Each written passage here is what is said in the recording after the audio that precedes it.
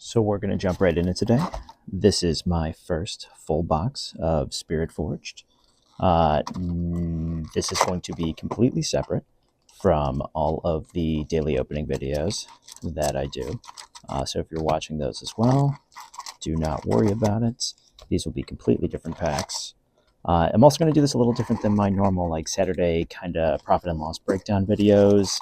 This is all new. So the prices are going to fluctuate as well. Figured I'd just kind of get this in, get this out there, and worry about the prices kind of in the weekly videos. Once everything settles, everything's going to be pretty inaccurate anyways on these. So we'll jump right in, get into the packs. For those of you that have been following along, I really struggle with these. My name is Devo. I am a former top 1000 Hearthstone Legend player, and this is my first physical TCG. And I've been really struggling to open some of these Spiritforged packs. I try to use the pull tab. Things don't always go right, so I have now resorted to using scissors, which does seem like it makes the process quite a bit easier. Okay, Bard. And a Sivir early. Oh, and a Body Rune and Altar to kick off the box. Not too bad with that at all. Cannot be mad at it. All right.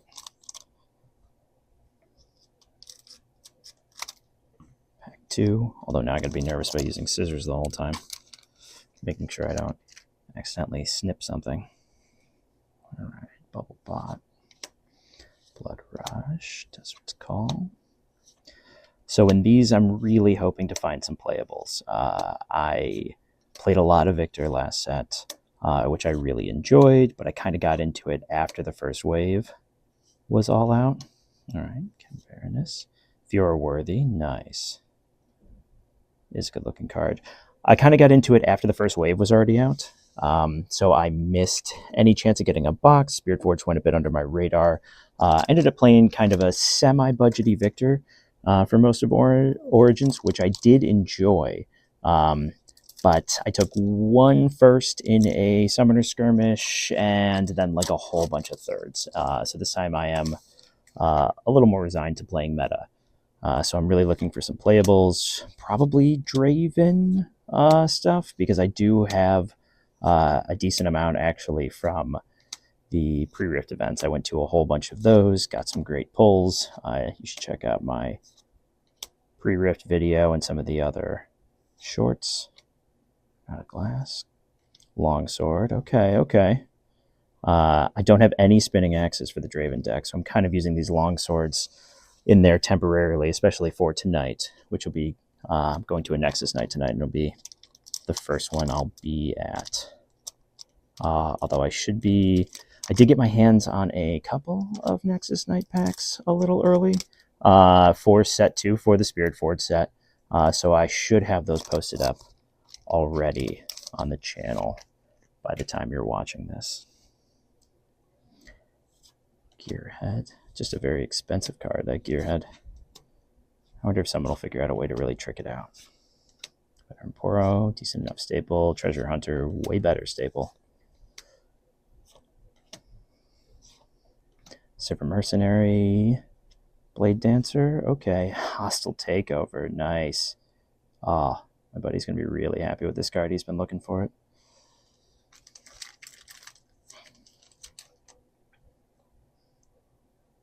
He has been very excited at the possibilities with Renata.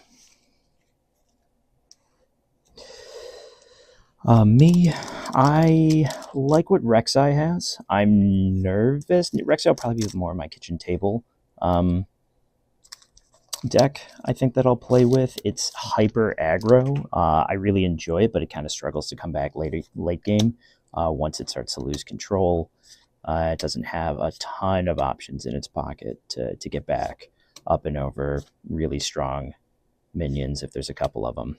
It plays yellow, so there is Call to Weak, so you can remove a couple of big guys, but once they have some other small stuff out there that they can sacrifice, it gets much more challenging. Ends up as an uphill battle. Jack's unmatched, here to help. You may play a unit. from your hand to a battlefield you control, reducing its cost by 3. I don't know the great use of that. That feels just like a very expensive way to try to trick it out. I'm not necessarily sure of the playability of that long term. Let me know in the comments if there's something obvious I'm missing on that card. But pay a power or just the raw cost of 3 just to reduce something by 3. I guess it has to be to play a power. It's not playable in TMO, so you can't trick it out cheaper. Maybe just the prevalence of gold tokens to allow you to reduce something's cost by 3, but that's kind of if it lasts until your next turn. Results fan, that was pretty good.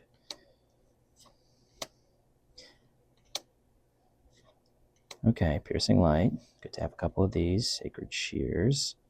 Oh, and a Rumble Scrapper. That's a cute looking guy. I always check the last card in here, like, it's such a greedy move, I think. I've already pulled something great. I think even in that one, yeah, it was a 3 rare pack. Yet I still always check for that alt art in the back as well. Oop. Sorry for knocking the camera there. All right, bunch of packs left. Let's keep it moving.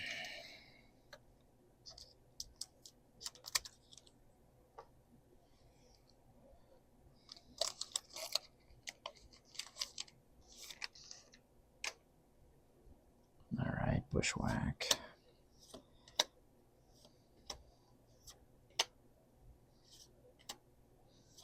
Punch first. I feel like I give more praise to the commons in this than I do to anything else. Ooh. Okay, Jace. Draven. Okay. Oh, and the alt art Azir. Is this the good Azir? Yellow. When I attack, you may move any number of tokens to this battlefield. I really don't know if that's the good one or not, actually. Hoping it is. I pulled one Arise the other day.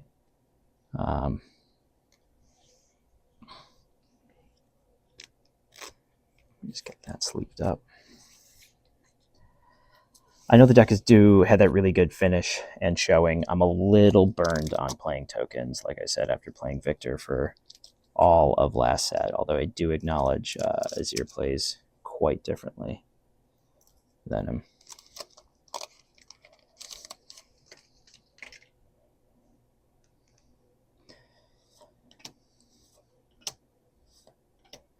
You know what I haven't gotten a single one of yet? I haven't gotten a single hard bargain. I really need there. Oh my god, there it is. Let's see. I haven't gotten a single signature card yet either. If that can happen in this pack. Trinity Force, Danger Zone. Okay, still got an epic. Not nearly the one I was looking for, but very happy for that hard bargain. Needed that playable. Draven deck I put together for tonight is... It has no spinning axes. It's going to play the long swords in their place. And other than that, it's maybe like 80% complete, all said and done. I have a couple of Kaises, but not a play set. I do have 2 Dravens I can play, and a full set of Darius. So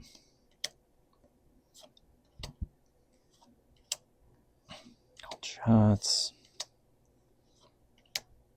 It's just a best of 1 Nexus Knight, so I shouldn't need a sideboard for this. Rel, okay. And Jade Madeira. Oh, and a Mind Rune. Whoa. All right, not a bad way to save the pack.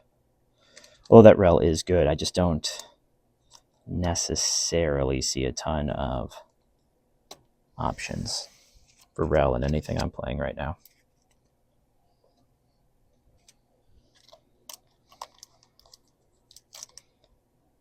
All right, Caesar's going a little easier than now.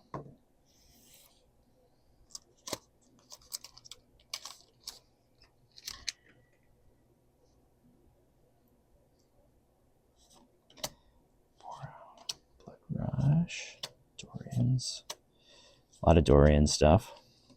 Since I don't play League, I don't actually know the history of Dorian. Ancient Warmonger. Have I seen this before? Salt. Okay. And there's the foil, the hard bargain. All right, I'll take that. card sharp. Great card for my FFA Teemo deck, and a Guardian Angel, which is wonderful because I haven't had one of these yet. Wonderful. Actually really like that pack. That is a very valuable playables pack to me. I haven't figured out what might be good in FFA again yet. I was thinking about doing that baited hook Fiora. I do have a Fiora Precon that I'm going to pick up later today. And I do have a playset of baited hooks, but I think Fiora is much more of like a one-on-one. Again, I think that aggro Rek'Sai is probably not the best choice for a multiplayer game as well. I currently play Teemo using Promising Future to like trick out a whole bunch of big units, which I do love. So I might just be sticking with Teemo for a little bit on this. World Atlas, Spirit Wheel, Bone Shiver. This is funny. Not unhappy with this at all, but I have gotten this exact pack before. I know people are saying that a whole bunch online, that because of there does seem to be pretty good for overnumbers, which is great because there's a lower number of cards in the set overall, but they are talking about some very noticeable kind of seeding changes on these. People are noticing specific rares that are set together in their packs, especially if they're a lot of the major streamers that are opening like a lot of boxes are talking about like as much as like a third of the packs, box over box, have been just the exact same hits in the end.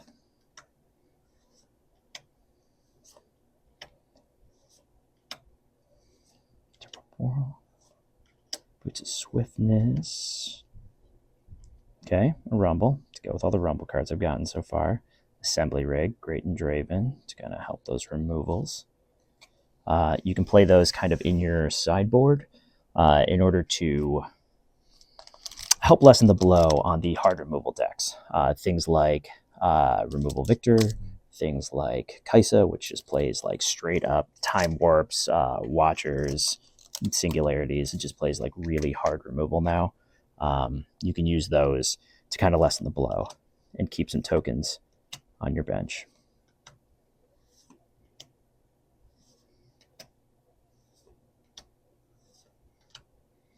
Drag Under, that was really great when it came to the pre-riffs. Ruin Runner. Something's going to happen with that card, I'm sure of it. Man, Rumbles. Sirix Gauge, I've gotten so many of these. I'm going to be all set to play a Rumble deck, which I do have a precon coming of. So I think with that last signature spell, it was very much I think that completed my playset of it. Actually, that might have completed my playset of it before I even get the precon. I did quite a few pre-rift events. I was very excited about them. And then after my first one, so spoiler for those of you that haven't watched the videos yet, but I actually pulled and overnumbered in my first and second pre-rift event. So then I ran out to do all the other ones that I could. Edge of Night, great card. Still a little toss-up if this is getting played in Draven. Some decks have it, some decks don't.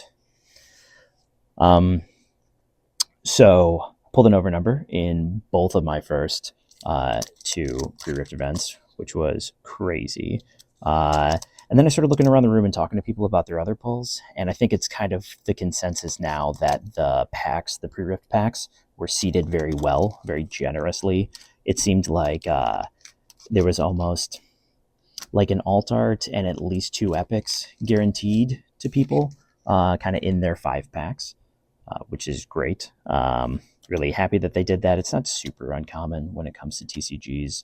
I just try to build the hype during their pre-release events. So I went out and kind of did as many of those as I could. Plus I wanted to get some pack opening videos so that I could start filming them early for the daily shorts. Janna Savior is so good. Marching Orders as well. It seems a little like a more expensive challenge, but I guess you could repeat it if you really needed some heavy board clear kind of in that turn.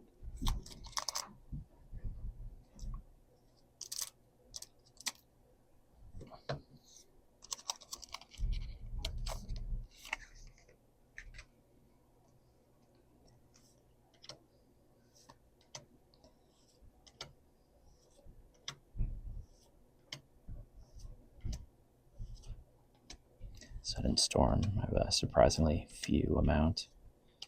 Gearhead. Sinzao. Ferris Forerunner. Okay. Never a bad card. Infinitely playable. Probably end up in a bunch of decks, so I might need more than a playset of them.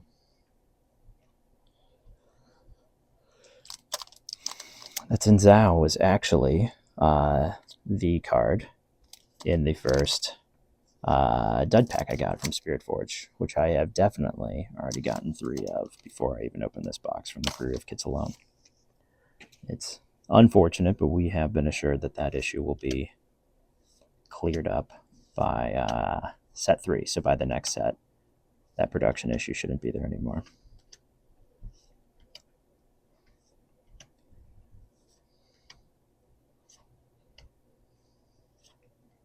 Emperor of the Sands, Bellows Breath. Okay, Bellows Breath is a good card. This will hold. Really good to play it in combo with Watcher. So that Watcher kind of reduces everything. So everything that was at a 4 gets reduced down to a 1, and then you can use that to kind of battle out a cleanup on it and really break a second battlefield. So the Watcher can push into 1, and the second one can get completely broken by Bellows Breath. It's going to be a little more expensive, but with all the gold generation, it might not be too bad.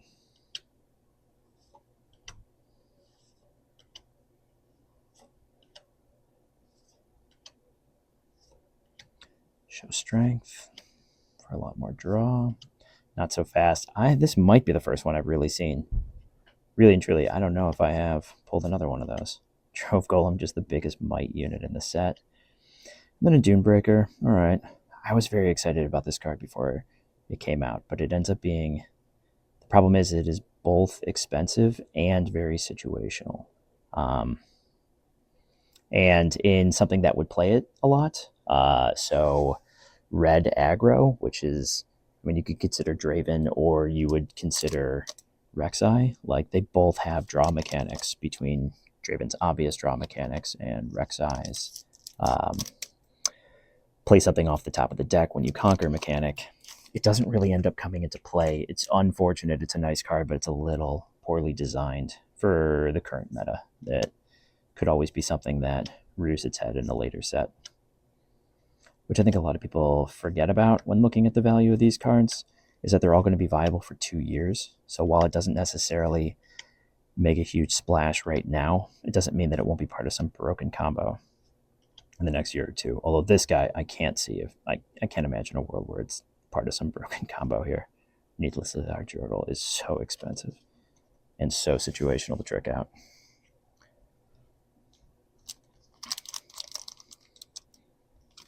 Okay.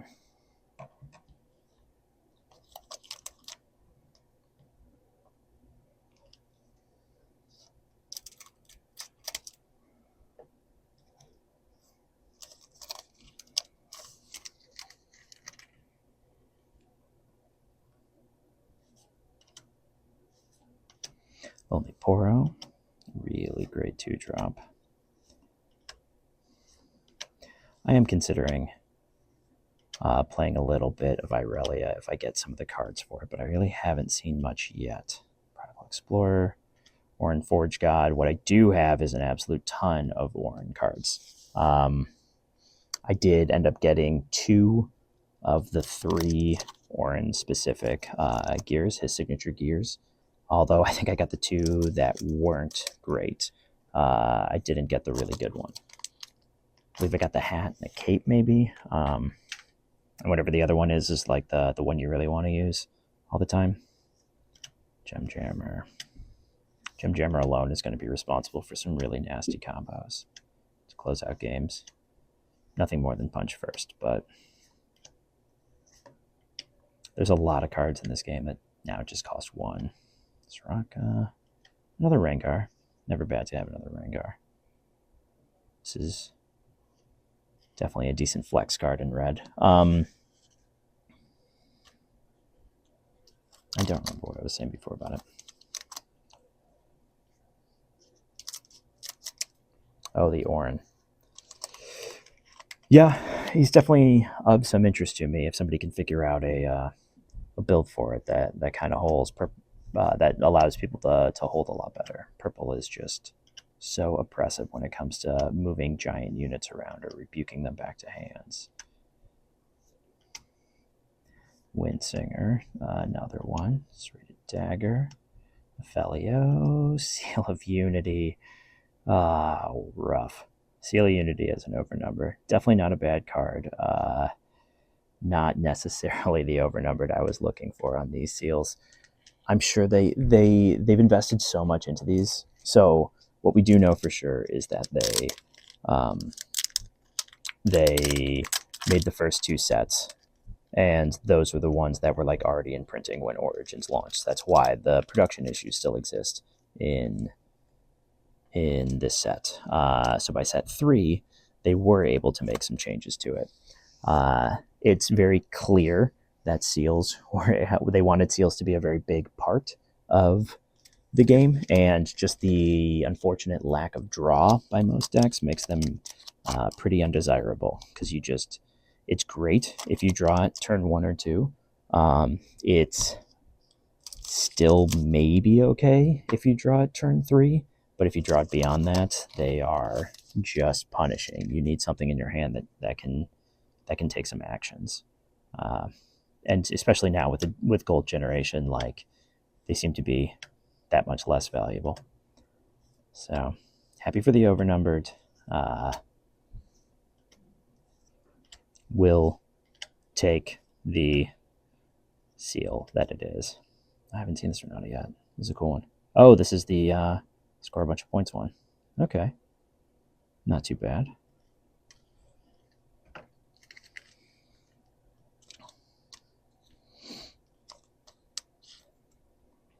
So, on to the last pack.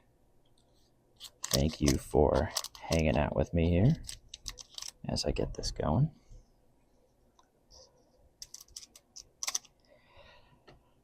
I'd see if we can get some last pack magic, but I just drew an epic and I got an overnumbered, so I can't imagine there's too much sitting in this one. That's super crazy.